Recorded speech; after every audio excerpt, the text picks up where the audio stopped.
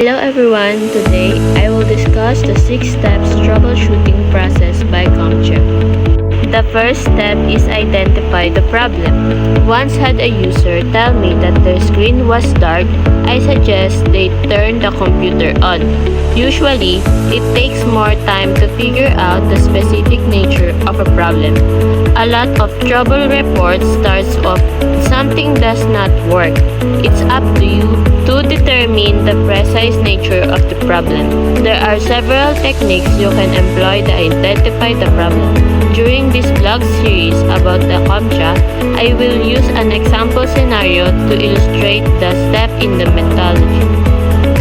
Jasper, a user in the customer service department, reports that he is unable to access the department server and is unable to print to the department printer. The second step is establish a theory of probable cause. Words such as a theory and probable indicates a guess on your part. Even if it is a guess backed by data, the way this step is written acknowledge that the root cause may not have been accurately identified. However, the cause is specific enough to begin troubleshooting. The steps in this phase are questioning the obvious to identify the cause of the problem, considering multiple approaches including top to bottom or bottom to top for layer technologies. The third step is determine the exact cause.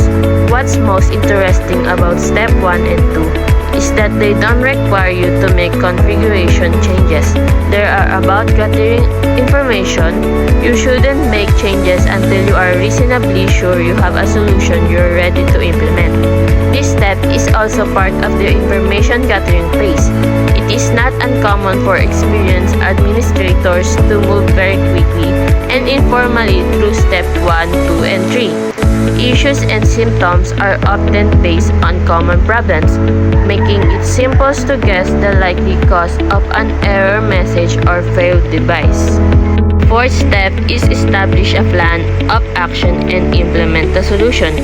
If you believe you know the root cause of the troubleshooting issue, you can plan how to address it. Here's some reasons to plan ahead before blindly jumping into a given course of action. Some fixes require reboots or other more significant forms of downtime. You may need to download software, patches, drivers, or entire operating system files before proceeding. Your change management procedures may require you to test modification to a system configuration in a staging environment before implementing the fix in production. You may need to document a series of complex steps, commands, and scripts. You may need to back up the data that might be put at risk during the recovery. You may need approval from the other IT staff members before making changes. The fifth step is verify solution and full system functionality.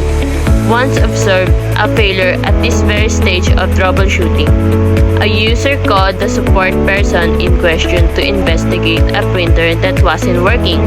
When he arrived, he noticed the printer power cord was unplugged. He plugged it back in, grumbled about users not understanding computers, and walked away. What he failed to realize, however, was that the printer was jammed and that the user had unplugged it while attempting to fix the jam. The tech walked away without verifying functionality. Have the user that rely on the system test functionality for you when possible.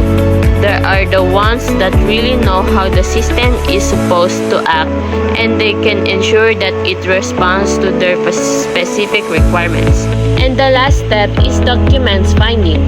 It comes from working as a network administrator for an organization with zero documentation. I was the 6th administrator the company had hired in 5 years, and no one before me wrote down anything. It was a nightmare. Documenting your troubleshooting steps, changes, updates, theories, and research could all be useful in the future when a similar problem arises. Another reason to keep good documentation as you go through the entire methodology is the communication to others what you have tried so far. I was on the phone once with Microsoft Tech supports for a failed Exchange server. The first thing the tech said was, "What have you tried so far?" I had a 3-page list of the things we didn't need to try again. This systematic approach saved us a lot of time. Such documentation is also useful in case your changes